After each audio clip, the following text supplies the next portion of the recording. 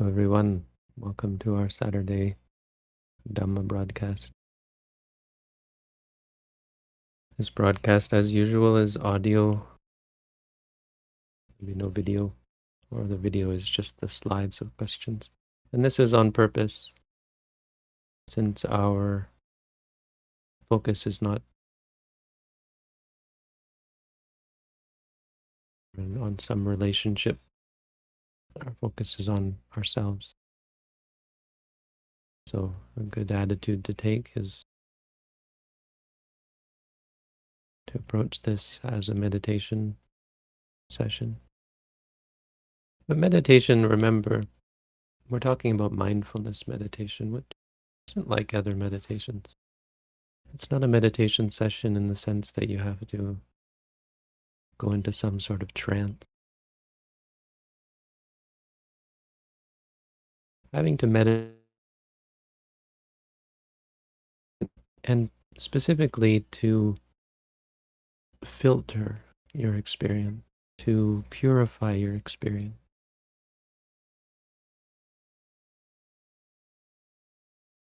So we're not trying to eliminate or avoid experiences in particular. That's not our inclination. That's not our intention.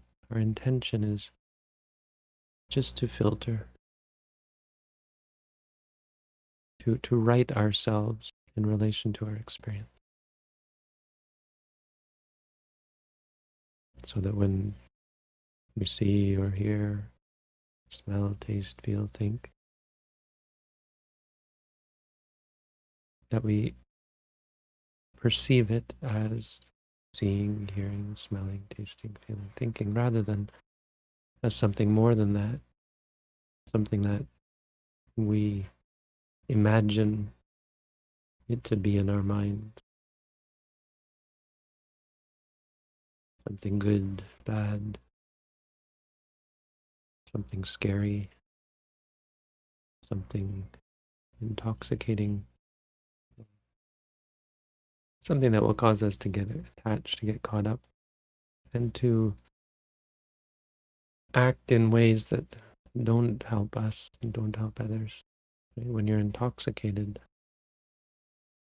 you can't expect to do the right thing or say the right thing or do things that lead to peace and happiness.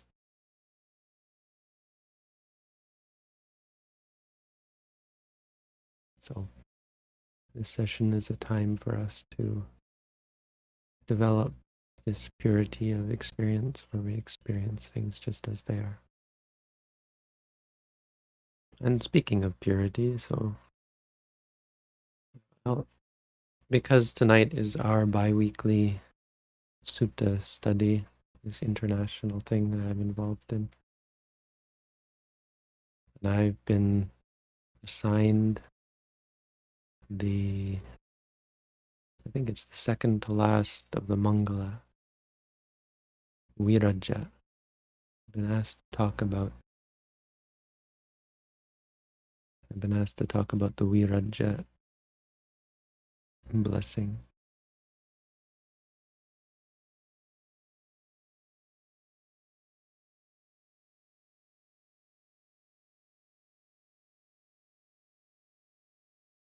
Viraja meaning cleansed of impurities. Vi meaning gone out or left or removed. And Rajat means dirt, defilement.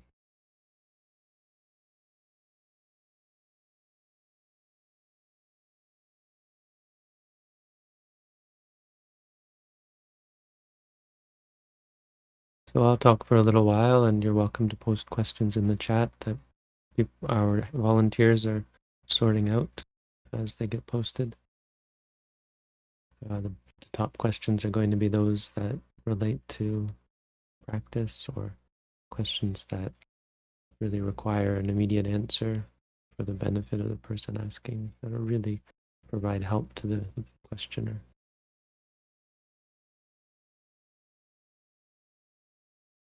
You're welcome to chat as well. For now, once we get to the question period, then it's just questions only, no chatting. But you're recommended to just close your eyes and try and be present and be mindful of your experience, trying to see them just as they are.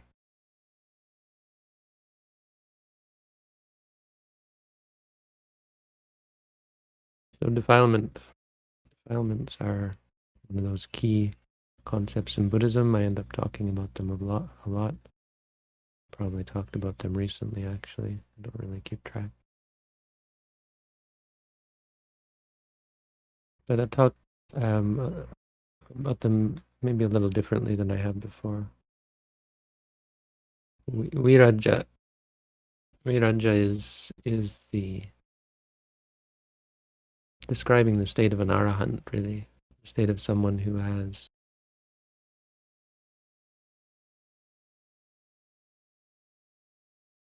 no potential for the arising of any corrupt state. Someone who is safe, who is fearless, who is free from sadness.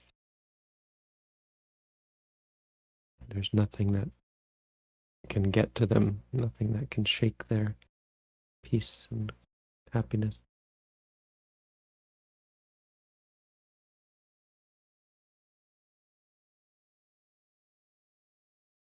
So I'll talk about defilement.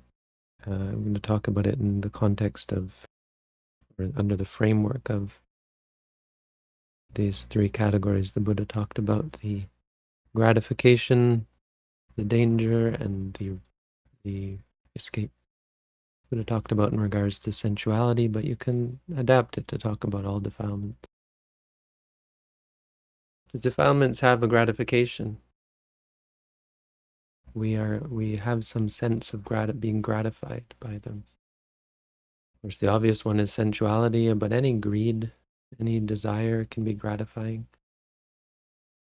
If you want to accomplish something, to become something, and then you become or accomplish that, even though there's no sensuality potentially involved, you can feel very proud of yourself when you get it, right? Of course, desire for sensuality is gratifying. There's a gratification in the pleasure that you gain when you get the pleasure that you want.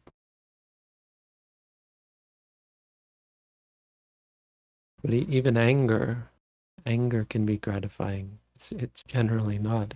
It's quite unpleasant to be angry. But we're still gratified, and that's a reason why we become angry, why we continue to be angry, because we find it gratifying. We like to get angry. Gratifying when you threaten someone else with your anger. You can make them afraid or back down so you get what you want from your anger. It can make you feel self-righteous, vindictive. When you're angry at someone and you feel righteous about your anger, it makes you feel less afraid sometimes, less timid, less of a victim when you get angry. And it has some positive effects on the body, though I would say a lot of the effects are negative. The heat and the tension and stress that come from anger are very negative. But there's also potentially adrenaline, which can feel good, feel powerful. Your body tenses up out of anger, that can feel powerful, strong, concrete. And the third, of course, delusion. Delusion has a gratification. When you prop yourself up, you have pride or conceit, arrogance, can be quite gratifying. As long as you don't pay attention to how other people see you, how arrogant, how conceited, how boastful and braggadocious you are, it can feel quite gratifying. It can be gratifying to be deluded and ignorant, ignorance is bliss, right? We can be quite gratified that we don't care about anything. It's gratifying not to care because then you don't have to deal with it. You don't have to fix the problem. You don't have to deal with your problems. You just ignore them.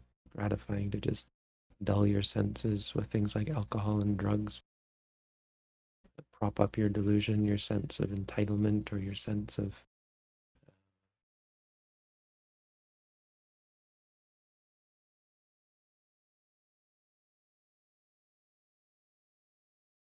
lack of concern, your sense of easygoing carelessness. Buddhism is all about being careful. When you're careless, it can be quite gratifying. You just keep saying, I don't care, I don't care. That's the gratification. And so I make these out to be very good things. It sounds like, well, then there's no problem, is there? But you see, that's the second part, is there is a problem. This isn't the whole story. Danger. What is the danger of defilements? Well, the danger of greed is loss, of course. It's being denied. And more importantly, being denied something that you want, you see. Because the thing about desire is it makes you want. It develops the want. And so before desiring something, if you didn't get it, you wouldn't suffer. But the more you're gratified, the worse the disappointment becomes. You can rage and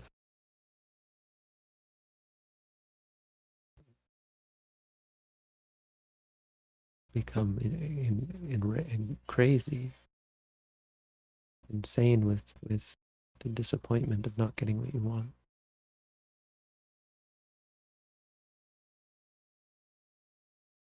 Depressed, sad, devastated when you lose things. The more you care about something, the more you desire something, the more you like something, love something, someone.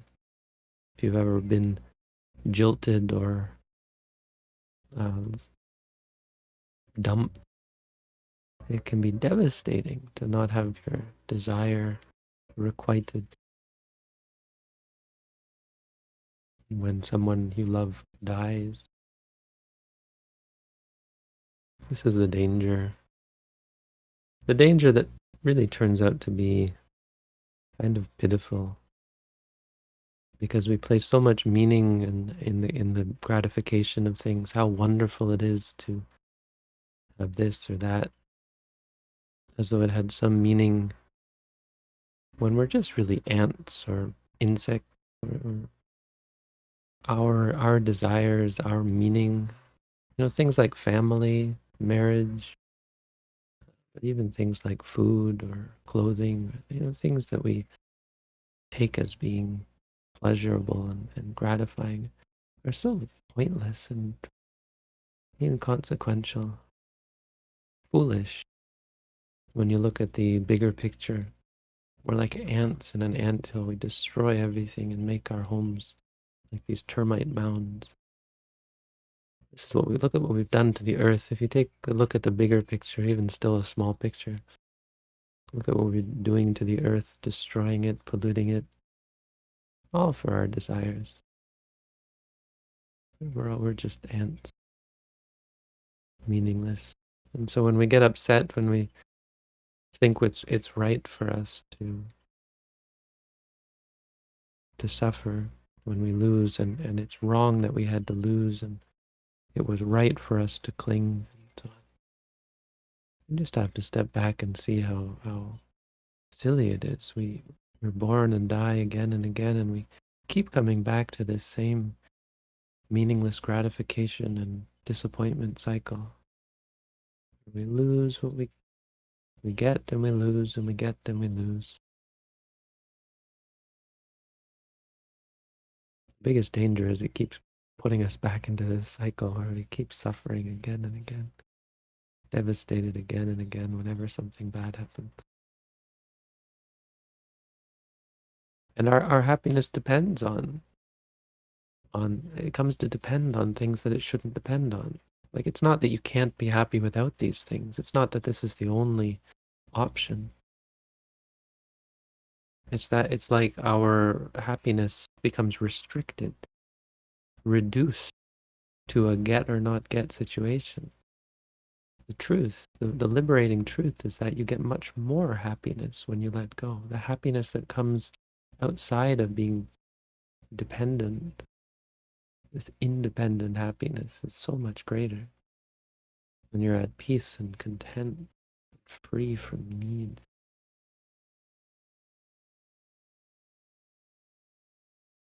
All right, so I don't want to take too much time with this. I'll just go on to the, well, talk a little bit more about the dangers. Then we'll go on to the release. So one way to look at the dangers is if you look at the 3 levels of defilement. There's external, the apparent defilements that are manifested physically and verbally. There's the mental defilements that have arisen in the mind, and then there's the potential, the inclination, like the character that we have that is what causes defilements to arise in the first place, like our state of habits and personality. 3 levels. So talking about specific dangers, when the specific dangers of expressing our defilements physically or verbally are this is where real life consequences arise. Expressing our desire physically and verbally is what changes our lives. It's what gets us caught up.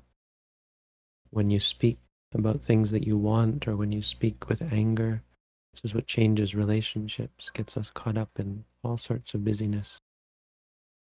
Express your love for someone, and then suddenly you're in a relationship, and then you have all the complexities, complications, and entanglements involved there. When you express anger, when you're cruel and harsh to others, it gets you caught up in the cycle of revenge and changes the world. In general, our expression of defilements externally, which sometimes we can't help, right? We just explode saying things we regret, doing things we regret. This has immediate consequences. Painting a picture here of the things that we have to fix, the problem with life, and it comes down to this defilement. We express them externally and other people see it, while it changes our situation. This is what changes our life. So by mindfulness, at the very least, mindfulness addresses this. We might still get angry inside, but when we're mindful, then we don't express it, and it really does a lot for our relationships when we're more patient with people. When we're more patient about the things we want. It makes us less needy, less indebted to others. You find that whenever you want something, you end up becoming indebted in some way, and then you get caught up in these systems of repayment of all sorts.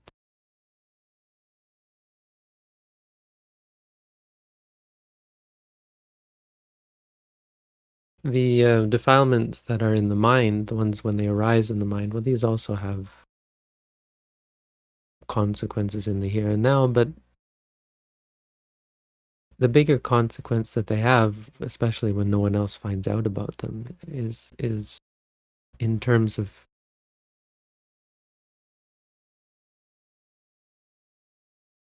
how they change our direction. They change the course of our lives. They change our outlook, what we intend to do, how we incline to do, what we're able to do, right? They limit our choices. When you're angry, you don't have as many choices as when you're not angry, right? And the more angry you become, the more your choices become limited, the more your paths become limited. Defilements, especially delusion, limit our chances, our choices. because delusion limits our information, limits our relationship with reality.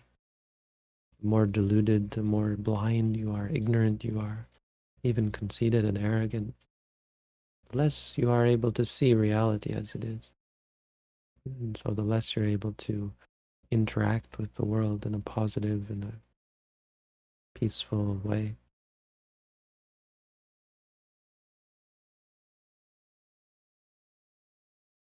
And of course, these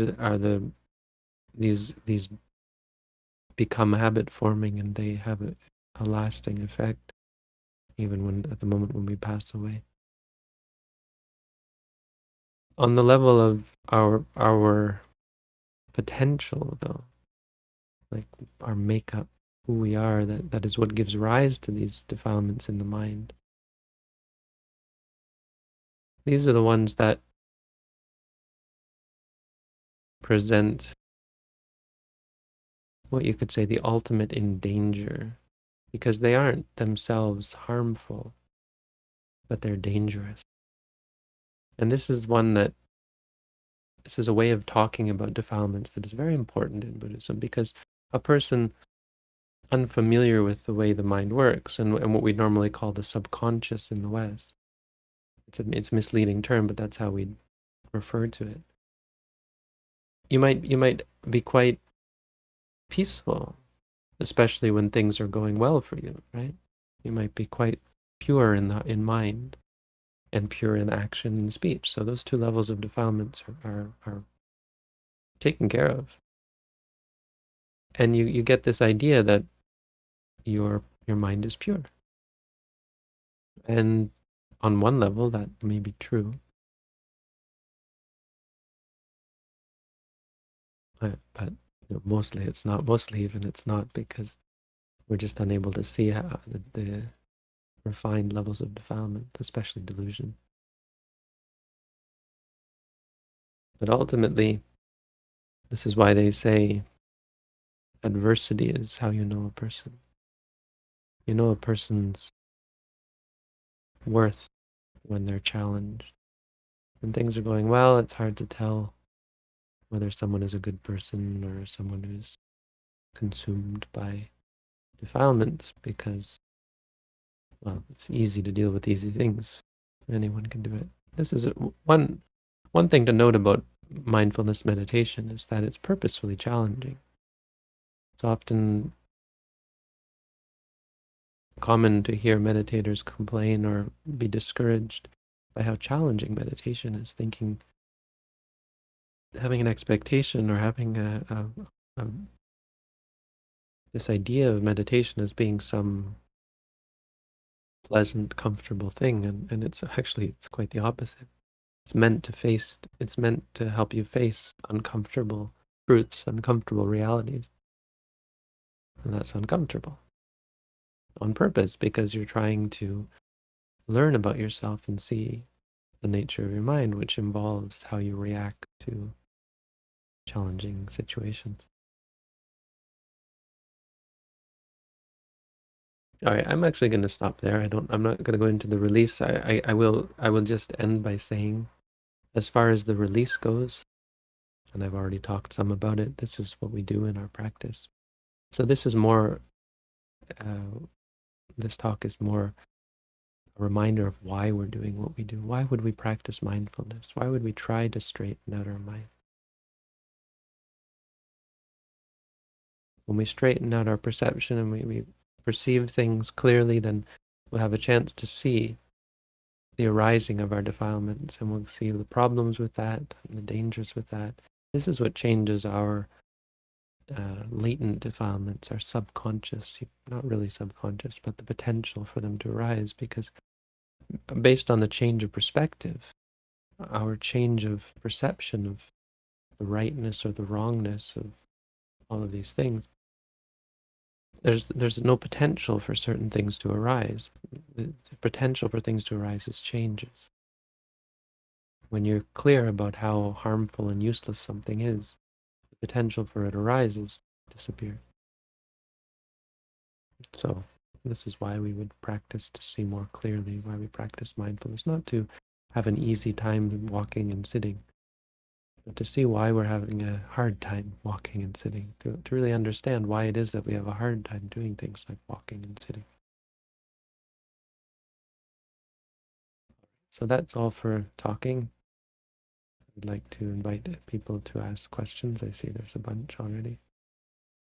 Remember, we're trying to have questions about meditation, questions that need an answer. If you don't have a question, just sit back, just take some time to be mindful together.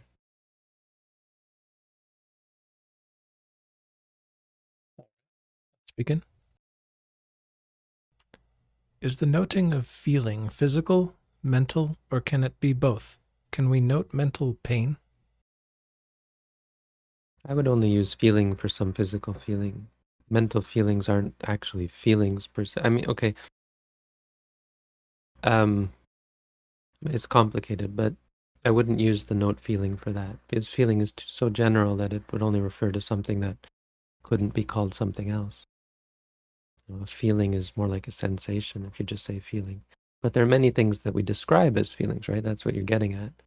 I mean, sadness you can say is a feeling. If you hurt someone's feelings, it means you gave them a sad feeling. But it's sadness, you would say sad. So mental pain, it's not really pain, it's disliking. I mean, actually all feelings are mental. Physical doesn't feel anything. The rocks don't feel anything. It's only the mind that is aware of that has the feeling. But there are names for all of them. There's pleasure, pain. But pain is a word that we use to describe a physical feeling. If it's mental, what you would call mental, it's usually there's nothing related to, it doesn't have a physical cause, right? So then it's some kind of sadness or anger, and those are more proper.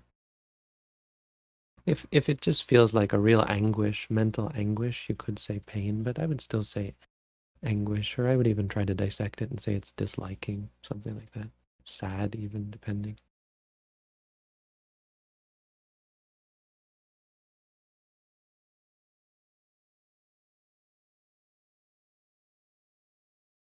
Is sleepiness during meditation a physical or mental object or both?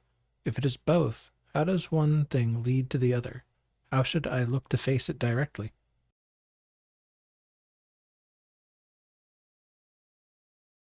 Well, you should just say to yourself, tired, tired. When you feel sleepy, you just say sleepy. Now, you're not going to be able to fix it, right? It sounds like to some extent you're thinking of what can I do to fix it. There's just no addressing it. We're not exactly addressing things. We're just trying to see them more clearly. And what you're probably seeing is that by the time you say tired, it's already gone or so on, or it's slippery, and then it comes back when you're not looking, right? And that's a part of the challenge of the practice. And part of it is realizing that it is arising and ceasing. There's nothing wrong with the fact that by the time you note, it's already gone. The noting isn't to somehow catch it and shoot it like a gun or something. The noting is a reminder that that was sleepiness. That's all it is, so that you don't go anywhere with it or don't get caught up in it. Well, by the time you said sleepy, then it's gone. Okay, just go back to practicing, and if it comes back, just note it again. There's nothing wrong with that. You're not doing anything wrong when that happens. It's actually quite right, because what you're seeing is that it comes and goes, which is just an important thing to see about everything, so that you lose any potential for getting upset or attached to it. It just comes and goes. That's all it is. There's no meaning behind it. After meditating for some time now, I sometimes can read people, like what they are thinking and some things which happen in the future. I see visions from time to time. Is it normal? So I don't answer the question, is it normal? And I'll say this about it. I've talked about this before, but here's the point, is that the universe doesn't have any normal. Your universe, your experience, won't have a normal. There's no normal. And I mean, this question, I guess, is usually answered or usually asked relating to what percentage of meditators come to this, right? Which is not useful. It's especially not useful because we're interested very much in the unpredictable nature of reality. This is maybe, I guess, something new that you haven't had before. And the problem with abnormal things is they cause reactions in us. Abnormal things can cause fear. Abnormal in the sense something that is new to us. And more generally, impermanence causes these things. Impermanence as a concept, the reality of unpredictable nature of the universe. It can cause fear, it can cause anxiety, it can cause sadness when we lose something, right? It can also cause attachment. You think it's something special. Maybe this is a good example. You think this is something special that you got and it feels kind of exciting. Maybe you get conceited about it, that you have some special power or so on. But it doesn't matter. There's no difference with any of these. All of these are just reactions. And that's the point, is that we get caught up in some way or another. And asking if it's normal, I'm not attacking. I mean, this is something that I get asked a lot. Is this normal? Is that normal? And it's important to change that perception and not ask that question, because you have to start to realize that's not what we're on about. We're not looking for something normal. We're not trying to assess things based on their being normal. We're not even trying to assess things at all. We're just trying to see things clearly, and part of that means being able to see the unpredictable nature of reality. It doesn't matter whether something is normal by any standard. Then what matters is that it has arisen, and that what matters is that you see it as just what it is, something that has arisen. That you don't see it as more than what it is. So all of these things should be an object of meditation, even special experiences. There's nothing special about them. I mean, okay, in a worldly sense, you have to argue that they are special, but it's just a worldly convention. They are what they are. They are experiences still that arise and cease. You see visions, you would say seeing. That's it. Too easy to get attached, caught up in.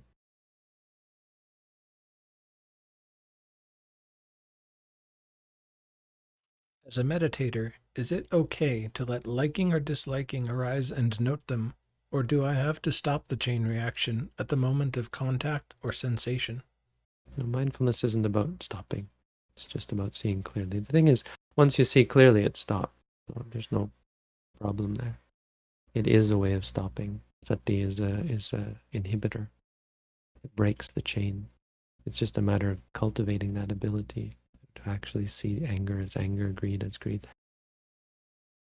It stops immediately, and this is hard to see in the beginning because it still feels like it's there, because there's the physical manifestation. When you like something, there are many physical chemicals in the body and reactions in the body. Anger is the same. There's also the heat and the tension.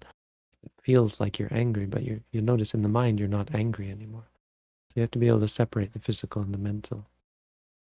But sati is the best. Sati yani sotani lokas ming sati te sang nivaryam. Whatever streams there are in the world, whatever potential ways of getting caught up in things there are, sati is the inhibitor of all of them.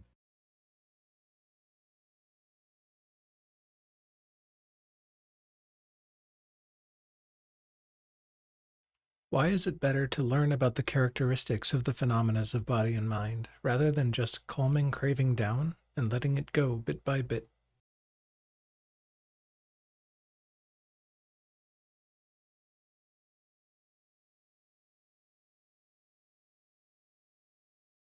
Because craving has a cause. Craving isn't caused by not being calm. Craving is caused by delusion and ignorance. So being calm isn't fixing the problem. It isn't fixing the cause. As far as letting something go, I'm not sure how you hope to accomplish that. What does it mean to let go of something? Let go by forcing yourself? Let go by controlling? Because that's not letting go. Letting go means not getting involved in, but that only comes from mindfulness, from seeing clearly. So as for why it's better to learn about the characteristics, well, that's a bit you have to be precise about what you mean by characteristics.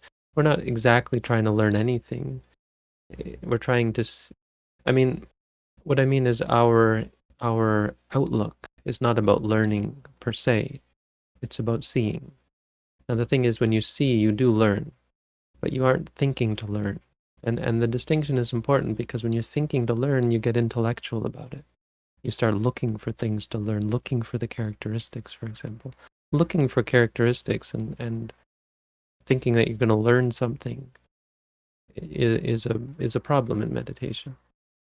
All we're trying to do is look and see. No, sorry, maybe not.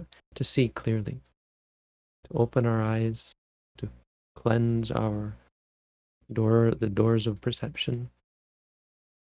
When you see clearly, you'll learn all you need to know. I mean, the learning just comes by itself.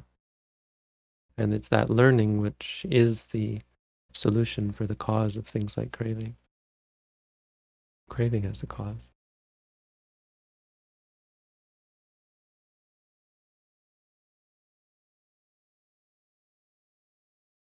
Do I need to practice also samatha meditation to rest and calm the mind whenever I want or need to? Or is vipassana enough?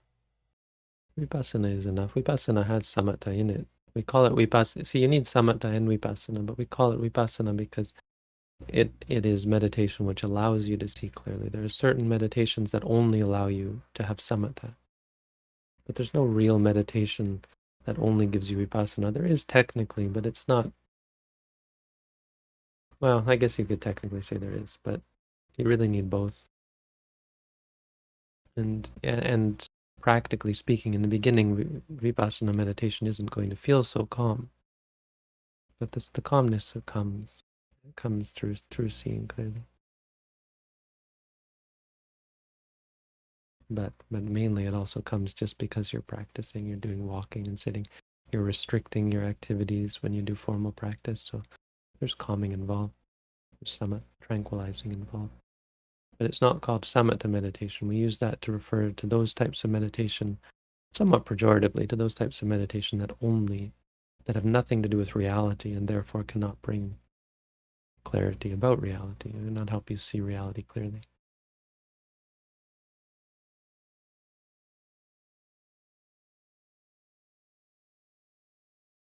I have found when I meditate outside, I'm more mindful. Because of this, should I lean towards meditating outside whenever possible as opposed to indoors? No, you really shouldn't incline in any direction. The one thing you could do is incline towards meditating in different spots, but even that I'm not so sure about. The point is when you start thinking like that, you're trying to make your meditation better. And that inclination is itself a habit, trying to fix things, trying to improve things. And that's, again, not our purpose. Our purpose is to see clearly. Really, you have to get your mind around this concept of just trying to see things clearly, nothing else. There's no other inclination you should have. Any other inclination, especially trying to fix or change or better anything, is just going to get you off track. It's not actually going to make things better. It's going to develop the habit or the inclination in that direction, which becomes habit forming and disappointing when you don't get what you want. You see, seeing clearly doesn't have that problem. There's no not getting what you want. Because it's not about wanting. If you want to see clearly, maybe, but when your inclination is just to see clearly, because it's choiceless, there's no agenda.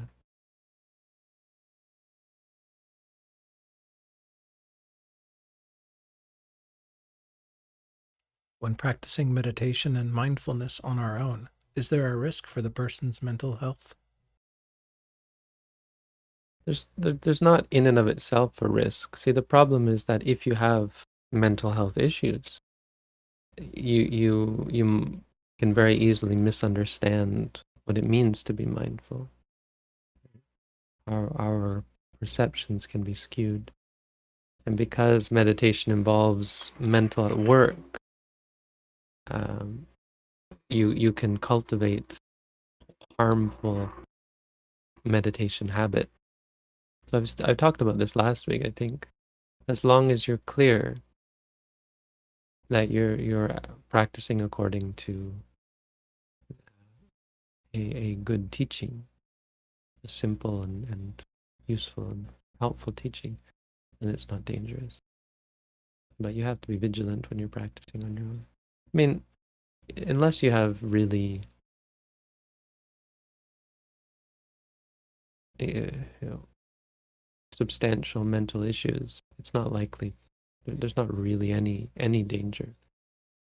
There's just the potential when a person has issues of obsession, especially fixation. Obsession is such a big one because that's what pushes you on.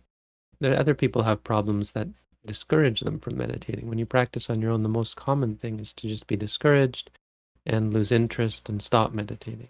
And there's so many reasons for that. That's the most common one. But in some cases, when someone is obsessive, they'll just push and push and push and drive themselves crazy because they'll never stop practicing. They'll just make it worse and worse and worse. They're not really being mindful. They're not actually practicing. They're just getting caught up in some obsession they have. And I've seen that before with meditators. And with that, I guess didn't have very good instruction. Never had a problem with I never had one problem with one meditator that I can remember. I've had problems with people stopping, of course. Some people run away, but I've never had a problem with one of my meditators going crazy. And I may just be I might just be lucky in that sense, but um, I have seen it with other people's meditators or meditators who didn't have great instruction, didn't have a very close instruction, and of course had their own issues. It was that you can't blame a teacher or something, mostly just their own issues.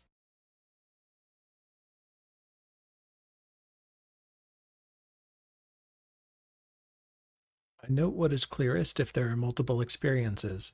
Does this apply to the main objects? For example, if an image or sound arises, but a touch point is clearer, one notes touching instead of seeing or hearing.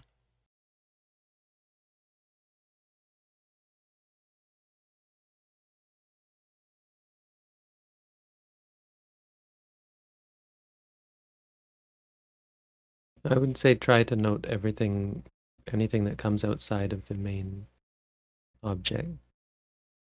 Don't try and make a judgment about what's clear. When something distracts you from the main object, note it no matter what, and then go back to the main object. But it's not a hard and fast rule. There are no hard and fast rules. It's just guidelines. And the guidelines are important. They keep you on track, but it's important not to be too rigid because you're the one fighting in the trenches. You have to assess the situation. As long as you keep to the principles, stick to good practices. Try to always come back to the main object. Try not to ignore anything.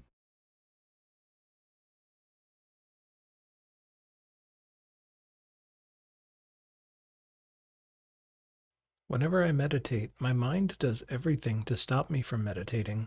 For instance, it will remind me of things that I need to get done. What should I note in this situation?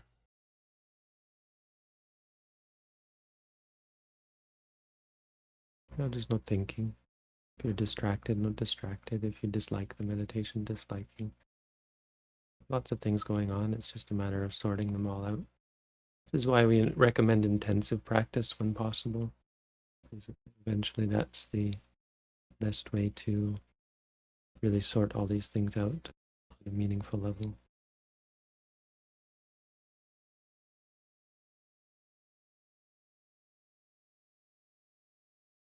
Would it be against the instruction to begin the touchpoint cycle from one of the later touchpoints in order to practice some of the touchpoints I do not always have time to get to? No, there's no reason for that. There's nothing special about any of the touching points. You'd only do a certain number of touching points if you feel like you can get through them. If you're only doing a very short meditation. But if you're not getting through them in a reasonable amount of time, that's something you should address as well. Maybe you're too distracted. Maybe you have to remind yourself to stay focused and come back to the point. Try to continue always where you left off if you can.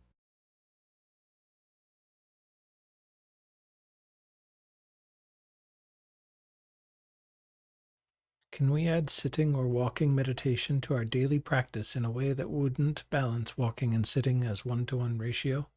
Sometimes I can't walk, but I can sit, and I would like to take advantage of that time. Yeah, there doesn't need to be a 1-to-1 ratio. For our at-home course, we require, and it's an artificial requirement, but I just want to make sure that people are doing at least some meditation. So we have an artificial requirement of 1 hour a day, and that has to be 1-to-1. But your whole practice doesn't have to be 1-to-1, even at the at-home on the at-home course. It's just that anything less, I feel, than 1 hour. I mean, it's an artificial but a useful minimum requirement. It shows that you're dedicated.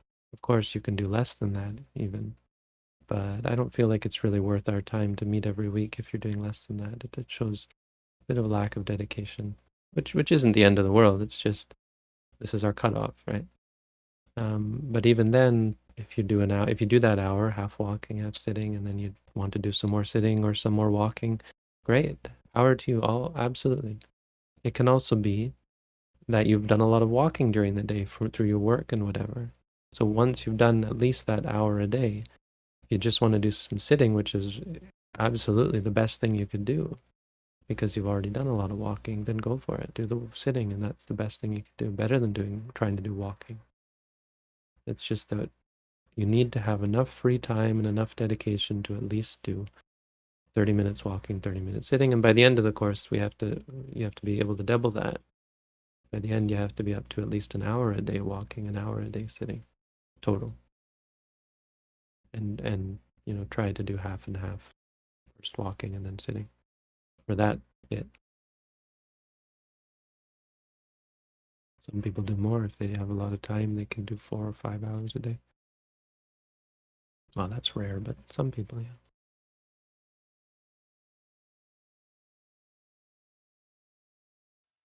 I have been practicing for years. Outside of formal practice, when talking to people, I am not mindful and I identify with every feeling.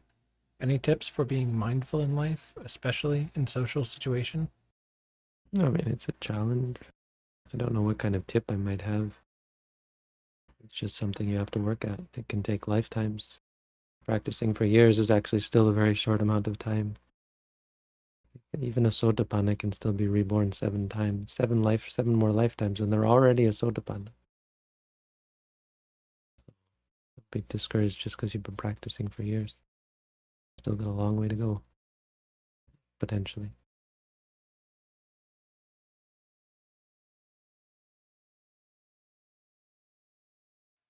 During meditation, when the mind won't stop racing, is it better to come back another time when you feel calmer, or just force yourself through the session with mind racing nonstop? Well, if your mind is racing, try and do lying meditation. Lie down, or at least sitting meditation can be beneficial for that.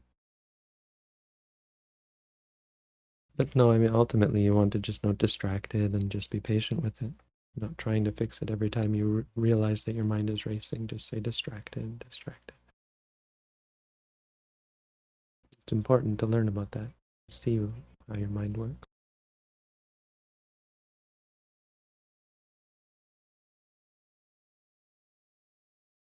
Is there any benefit to focusing with more exclusivity on rising, falling, sitting, touching outside of formal practice if an environment is particularly distracting? No, if it's particularly distracting, that should very much be your focus. The things that are distracting you.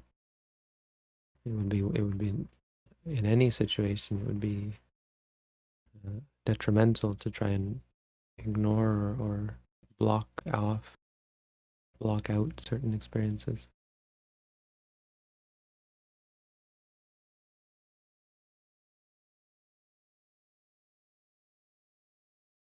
I mean, just that might it's not it's true, but practically it can be.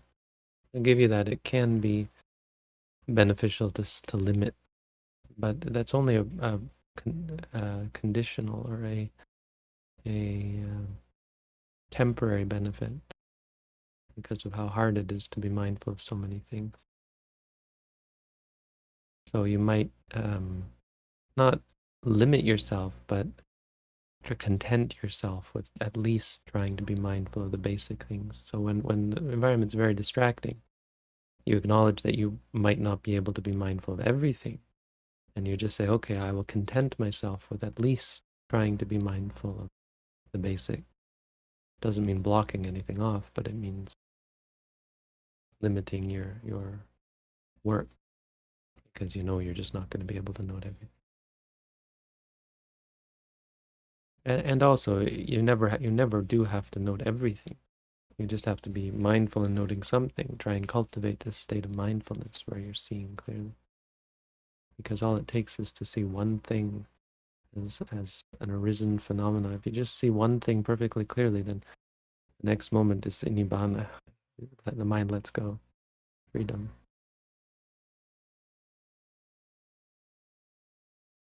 Just gets it. That's the thing, is it just gets it.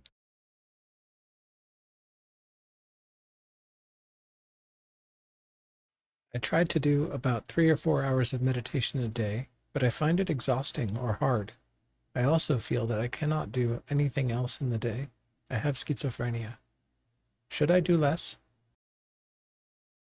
Well, yeah, I mean, you don't want to just push and push. Meditation isn't about pushing and pushing, especially when you have mental issues that I was talking about that could potentially lead to things like obsession, where you just push and push, you'll just drive yourself crazy.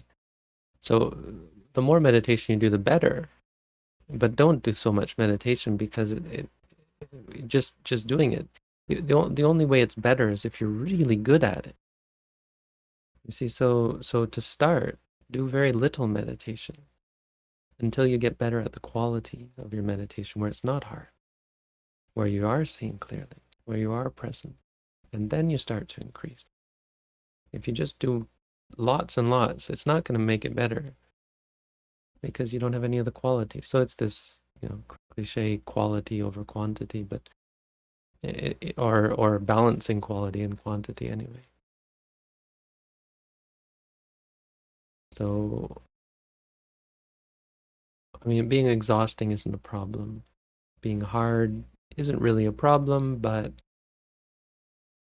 you just have to be sure that you're being mindful of those things. And I would say, if you're getting to the point where you're feeling like it's exhausting and hard, and that's a bad thing, that you might want to scale it back a bit. A bit. I mean, it should be both hard and somewhat tiresome, but it shouldn't be exhausting and painful or anything like that. And the other thing I would say is try and learn about being mindful in daily life as well. Be mindful of everything that you experience throughout the day, because that will support your formal meditation.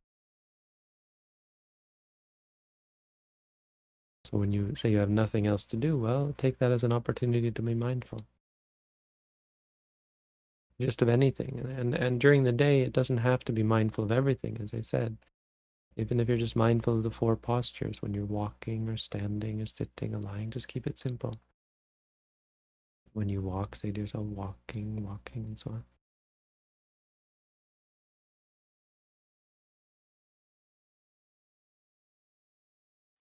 I feel I'm taking things too far and obsessing about reducing the spread of the virus. Should we just follow general public health officials and medical doctors' advice, or should we hold to a higher standard? Well, you shouldn't obsess about anything. I think that's clear. There's something noble and honorable and Buddhist about following uh, general public health officials, that sort of thing, to consider carefully, and when something appears to be sound and not based on defilement, then you just follow the way people are, the way society is going. You try and find the good in things, the good part of what public health officials are saying, and you promote that. Like, you see how public health officials appear to be interested in the well-being of people, and you pick up on that and promote that. Try and paint it in that light to try and create the narrative, control the narrative, so that the reason why we're doing this is to support people's well-being. So you control the narrative to make it wholesome. You don't just be stressed and controlling and manipulative, which is something governments are often accused of. But as far as reducing the spread of the virus, that's not something of our concern. I think in regards to this situation particularly, we should be vigilant in terms of trying to stop the spread, just because it's the right thing to do, but we shouldn't be obsessed over it. We just do, we're vigilant and we're careful. I mean, it's something that we have a responsibility to be vigilant as citizens, not as Buddhists, but as citizens. And as Buddhists, we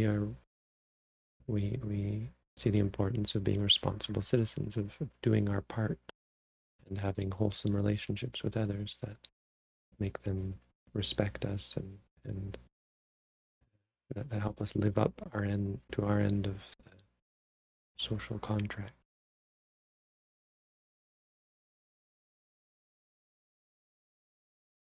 I find myself focusing too much on the touching points and trying to force myself to return to the breath after noting one or two things.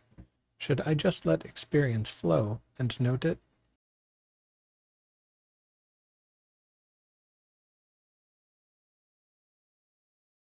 So you note something until it goes away and then just go back to the stomach. There's no forcing there. But if you get distracted again, note whatever distracts you.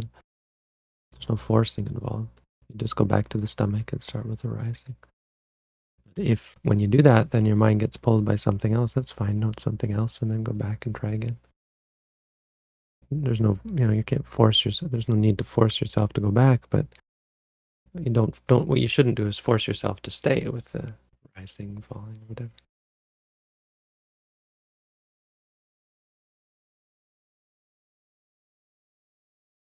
Is it good meditation practice to note the pleasure born of seclusion from sensuality and unskillful mental qualities? Yes, of course, because it's also something you can attach to if you're not mindful of it. So you should absolutely note it. Does loosening from attachments, or at least some attachments, happen before stream entry? Is it like a loosening or an on-off switch? Oh yeah, every moment you're mindful is loosening attachments. That's just one way. It's a conventional way of putting it, but it's a figure of speech. It's a reduction in the moments of unwholesomeness, of kind of cutting out the amount of unwholesomeness in the mind. So absolutely, even without becoming a sotapanna, you're going to be far more pure through practicing mindfulness. How can I, as a meditator, know if I am following an enlightened teacher? I find it difficult to place faith in someone I don't know. Well, you have some kind of conditional appreciation. I mean, you'll never really know, or you never really even need to know, but you place your conditional. You should never place complete trust in a teacher, of course, or a teaching, but you need some kind of conditional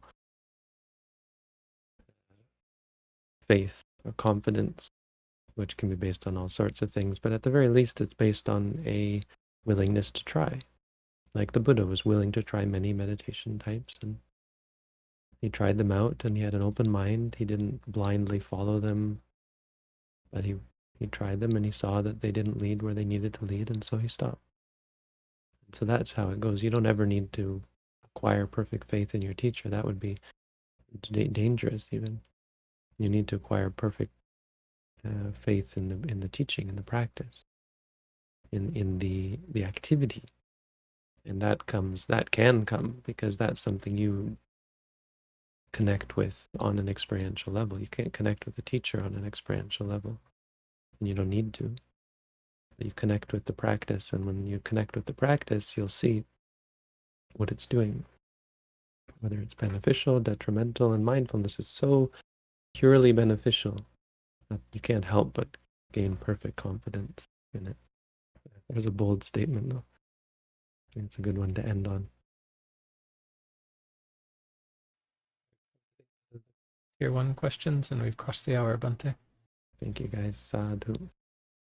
Thank you everyone for coming out. Wish you all Sadhu. peace, happiness, and freedom from suffering.